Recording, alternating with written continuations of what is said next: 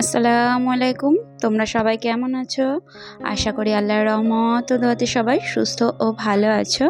তো আমি রিঙ্কি, নদিয়া জেলার ছোট্ট একটা গ্রাম দীপচন্দ্রপুর থেকে আমার আজকের নতুন আরও একটি ব্লগে তোমাদের সকলকে স্বাগত জানাচ্ছি। তো আজকে আমি ছাদে জামা কাপড় মেলাগুলো নিয়েই আমার ভিডিওটা স্টার্ট করছি, কারণ এগুলো কিন্তু আজকের না, এগুলো হচ্ছে গতকালকের জামা কাপড়। তো আজকে অনেকটাই লেট করে ঘুম থেকে ওঠা হয়েছে, তো ওই জন্যই আর কি আগে জামা কাপড়গুলো মেলে দিয়ে দিলাম, কারণ এই রোদ্দুর হচ্ছে আবার এই বৃষ্টি হচ্ছে, তো বলা যায় না যে কখন কি হয়। তো ওই জন্য ওগুলো ছাদে ছড়িয়ে দিয়ে এসে আর কি এদিকে রান্নাটা বসিয়ে দিয়েছি। ওই যেহেতু দেরিতে উঠেছি, আর তারপর দেরিতে মানে ধরো সবাই মিলেই একসঙ্গে উঠেছি আজকে, তো ওই জন্য ঘরের সব জানালাগুলো খুলে পর্দা সরিয়ে দিয়ে এবার আর কি প্রথমে আজকে বিছানাটা গুছিয়ে নেব। আর আমি না বিছানাটা ঠিক করার সময় আর কি চাদরটাকে তুলে বাইরে ঝেড়ে নিয়ে তারপরেই পাতি, কারণ নইলে না আমার শান্তি হয় না, জানো তো। আমি এইভাবে আমার ঘরের বিছানাটা আর কি গুছিয়ে নিই। তো ওই যে ঘরের বিছানাটা বাইরে ঝেড়ে এনে তারপর পেতে দিয়ে ওই যে আমার যে একটা ঝাঁটা থাকে, তো সেটা দিয়ে একদম সমান করে টান টান করে নিলাম। তো তারপর চলে এসেছি আজকে এই দিকের ঘরে আর কি।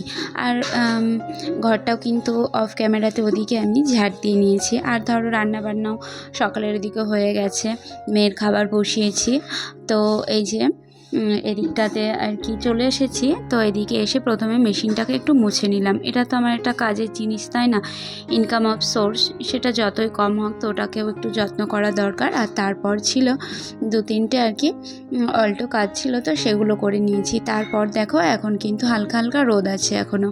তো এই যে অনেকগুলো জামা কাপড় আবারও রেডি হয়েছে, মানে গিয়েছিলাম এক জায়গায়, আবার তার উপরে বৃষ্টি বলে সব কিছু চাইলেই কিন্তু আর ভিজিয়ে দেওয়া যাচ্ছে না। আর যদি আগের দিনেরগুলো ভিজে থাকছে তো ভেজাতে গিয়েও সমস্যা হচ্ছে, তো ওই জন্য ওখানে ওগুলোকে আজকে ভিজিয়ে দিলাম একটু রোদ্দুর দেখে সকালে। তো ওগুলো একটু ভিজতে থাকুক, যাতে খুব অল্প কষ্ট করে আর কি পরিষ্কার হয়ে যায়। আর তারপর চলে এসেছি আমি এই দিকের ঘরটা গুছিয়ে নিতে। তো দেখো এইভাবে কিন্তু আমি আমার বিছনার চাদরগুলোকে আর কি সাইডে আর কি মানে গুজে গুজে দিই, যাতে টান টান হয়ে থাকে। তো দেখো বিছানাটা গুছিয়ে নিয়ে তারপর চলে এসেছি আমার এই জানালাগুলোকেও পরিষ্কার করে নিতে। জানো তো, দিনে যদি 1 ঘন্টা মানে দুটো ঘর থাকে, বারান্দা, এই সমস্ত কিছু 1 ঘন্টা সময় ডেইলি দেওয়া যায়, তাহলে কিন্তু খুব সহজে ঘর দোরগুলোকে পরিষ্কার আর পরিপাটি করে রাখা যায়। তো এই যে, আর তোমরা যদি চাও যে আমি আমার এই জানালার নেটগুলোকে কিভাবে পরিষ্কার করি সেটা দেখাতে, তাহলে কিন্তু তোমরা অবশ্যই কমেন্ট করো, তাহলে আমি সেই নিয়ে একটা ছোট ভিডিও নিয়ে আসব। আর এই যে দেখো এখানে কিন্তু তারপরে ঘরে যে চেয়ারগুলো রয়েছে সেগুলোকে একটু মুছে নিচ্ছি, কারণ এই নিচের দিকগুলো আর যে কোনো জিনিসে দেখবে যত ডিজাইন থাকে ততই কিন্তু নোংরা ধুলোবালি ধরে। তো এই যে বৃষ্টির মধ্যে না মনে হয় যে কাজ নেই, কিন্তু বৃষ্টির পরে আরও কাজ বেড়ে যায়। আর আমার মনে হয় বৃষ্টির সময়ে বেশি ঘরে নোংরা হয়, ঝুল মাকড়সা নোংরা কোথা থেকেই যেন আসে। তো যাই হোক, ওগুলোকেও ঝাড়া পোছা করে নিয়ে তারপরে আলমারির উপর পুরো আলমারিটা সমস্ত কিছুই কিন্তু আমি মুছে নিচ্ছি। দেরি হয়েছে ঠিকই, কিন্তু আমি যেহেতু একটু প্ল্যানিং করেই নিয়েছি যে এই কাজগুলো আজকে করব, তো ওই জন্য আমার খুব একটা সমস্যা হচ্ছে না। সবচেয়ে বড় কথা হচ্ছে সকালে রান্নাবান্নাটা তো হয়ে গেছে, যেটা আর কি বড় কাজ। তো রান্নাবান্না হয়ে গেছে, আর সেই ফাঁকেই কিন্তু আমি এদিকে এই কাজগুলো করে নিচ্ছি। তো প্লিজ আমার ভিডিওটা যারা এখনও দেখছো তাদের কাছে একটাই রিকোয়েস্ট, যদি ভালো লেগে থাকে তাহলে প্লিজ একটা লাইক দিও, কারণ তোমাদের ওই একটা করে লাইক কিন্তু আমার ভিডিওটা আরও অনেকের কাছে পৌঁছতে সাহায্য করবে। আর যদি খুব বেশি ভালো লাগে তাহলে আমার চ্যানেলটায় ঘুরে এসে আমার চ্যানেলটিকে সাবস্ক্রাইব করে পাশে থাকা বেল বাটনটিকে ক্লিক করে আমার পাশে থেকে যেতেই পারো। আর যারা এর মধ্যে করে দিয়েছো তো তাদেরকে অসংখ্য ধন্যবাদ। তো দেখো তোমাদের সঙ্গে কথা বলতে বলতে এদিকে আমি আমার শোকেস, টিভি আর কি সমস্ত কিছু মুছে নিলাম। আর এই যে দেখছো এখানে কাপের সেট, এগুলো অনেক তিনকার, জানো তো। আর নিচে ওই যে আছে দেখো, ওটাতেও একটা রয়েছে, ওটা হচ্ছে তারও আগে। তো এগুলো আর ভাঙা হয় না, মানে যেগুলো আগে রয়েছে সবগুলো কি আর একসঙ্গে নষ্ট করবো, ওই জন্য কিন্তু আজকে বার করেই নিলাম।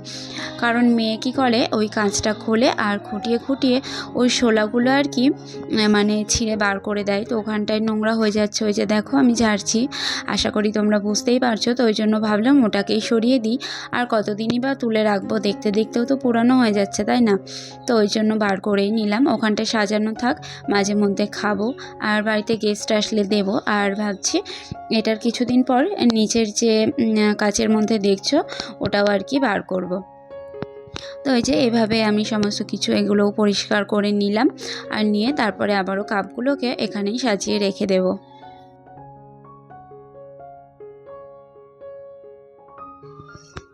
আমি না এখানটা কী বলতো, কাঁচের জিনিস খুব কমই রাখি, কারণ কাঁচের জিনিসগুলো না ফোটে না। তো এখানে আমার যত সাদা রঙের আর কি কাপ প্লেট যা কিছু রয়েছে সমস্ত কিছু কিন্তু আমি এখানটায় রেখে দিই। আর খেলনা রাখার তো কোনো উপায়ই নেই, তাহলে আর ওটা গোটা থাকবে না, ওটার অবস্থা একদম খারাপ হয়ে যাবে।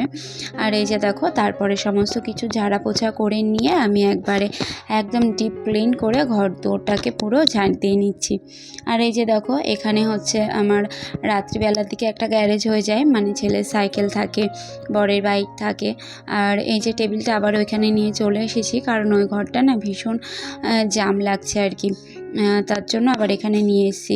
এই টেবিলটা আমি সত্যি কথা বলতে সেরকমভাবে ব্যবহারই করতে পারি না ওই জায়গার কারণে। এখানে যেহেতু গ্যারেজ হয়ে যায় তো এখানেও কিছু করা হয়ে ওঠে না, আর ওই ঘরেই রান্না বান্না হয়, তো ওখানেই খাওয়া হয়ে যায়। তো মাঝে মধ্যে তো গুটিয়েও রাখি, তো ভাবলাম গুটিয়ে রেখেই বা কী করবো, এইভাবে এখানটা থাক। আর এই যে দেখো কথা বলতে বলতে আমি ওদিকটা পুরো পরিষ্কার করে নিয়ে যেখানে যা ছিল আবার রেখে দিয়ে সিঁড়ির দিকটায় চলে এসেছি। এখানে তো আটার কল রয়েছে, তো ওই জন্য এখানটাও পরিষ্কার পরিচ্ছন্ন করে রাখতেই হয়। তো এই যে তারপর সমস্ত কিছু ঝাড় দিয়ে একবারে বাইরে চলে এসেছি। আর হচ্ছে ওই যে দেখো এখন কিন্তু পিছনে দেখতে পাবে মেয়ে আর শাশুড়িকে, মানে মেয়ে ঘুরবে, তো শাশুড়ি মা মেয়েকে আর কি সামলাচ্ছে, তো নিয়ে একটু ঘুরু ঘুরু করতে বার হচ্ছে। তো এই যে দেখো আমি সমস্ত নোংরাগুলো এক জায়গায় করে নিয়েছি। তো তোমাদের সঙ্গে কথা বলতে বলতে কিন্তু লেট হলেও আমি সমস্ত কিছু কিন্তু এদিক আর ওদিক করে ঠিকই সামলে নিচ্ছি।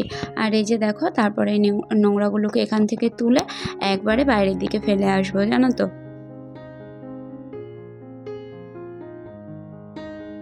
তো এই যে তারপর কিন্তু আমরা খাওয়া দাওয়া করে নিয়েছি। আর খাওয়া দাওয়া রান্না বান্না বুঝতেই তো পারছো, বেশ অনেকগুলোই থালা বাসন হয়েছে। তো সমস্ত থালা বাসনগুলোকে মাজা ধোয়া করে তারপর পানি ছড়িয়ে আবার ওই র্যাকের মধ্যে রেখে দিচ্ছি যেখানে যেটা থাকে। আর এই যে দেখছো কাঁসার থালা, এগুলো না আরও দুটো আছে, ভাবছি যে এবার থেকে এগুলোই বার করে খাবো। ফালতু ফালতু তুলে রেখে বা কী করবো, আগে নিজেরা একটু আর কি ব্যবহার করে নিই, তাই না? তো শুনেছি যে কাঁসার থালা বাসনে খাওয়া ভালো আর কি। তো এই যে সমস্ত কিছু ক্লিন করে নিয়ে ওদিকটা ক্লিন করে এদিকটা খাওয়া দাওয়ার পর পুরো মানে কিচেনের পুরো জায়গাটাও আমি একবারে ক্লিন করে নিলাম।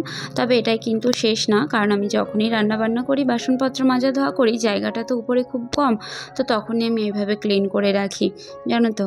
তো এই যে আর মেয়ে যাতে বাইরে না যায় ওই জন্য সমস্ত খেলনা ওকে ওখানে দিয়ে বসিয়ে দিয়েছি। আর ওই যে পাশেই ছিল ওর খিচুড়ি, তো ওটাকেও খাইয়ে দেবো আর ও খেলা করবে। আর তারপর আমার সবচেয়ে বড় কাজ হচ্ছে মাছ ভাজা। আমার মাছ ভাজতে ভীষণ লেট হয়, আর সত্যি কথা বলতে তো পারতামই না, তবু তো এখন পারি।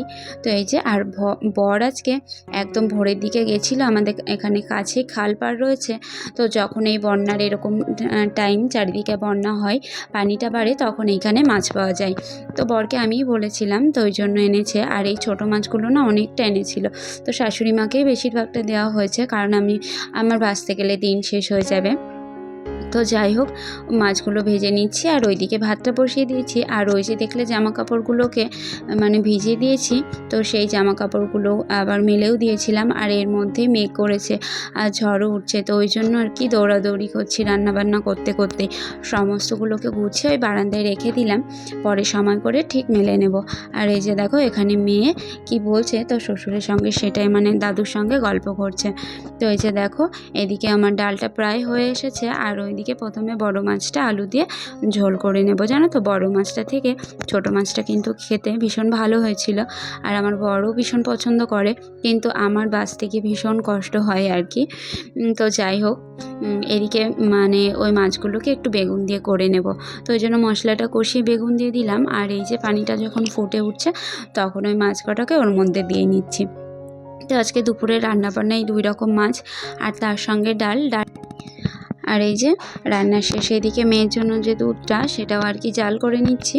তো দেখো এইভাবে যদি সব দিক একটু বুদ্ধি খাটিয়ে মানে প্ল্যানিং করে করা যায়, তাহলে তুমি যত দেরিতেই কাজ শুরু করো ঠিকই কিন্তু করে নেওয়া যায়। তো আমিও ঠিক সেইভাবে করে আবার সমস্ত কিছু গুছিয়ে নিলাম। আর এই যে দেখো মাছের তরকারিটা এইভাবেই রেখে দেবো, কারণ একবার খাওয়া দাওয়া করার পর যখন নাড়াচাড়া হয়ে যাবে তারপর ওটাকে নামিয়ে নেব। তো আজকের ভিডিওটা কেমন লাগলো অবশ্যই জানিও। সবাই সুস্থ ভালো থেকো। আল্লাহ হাফেজ।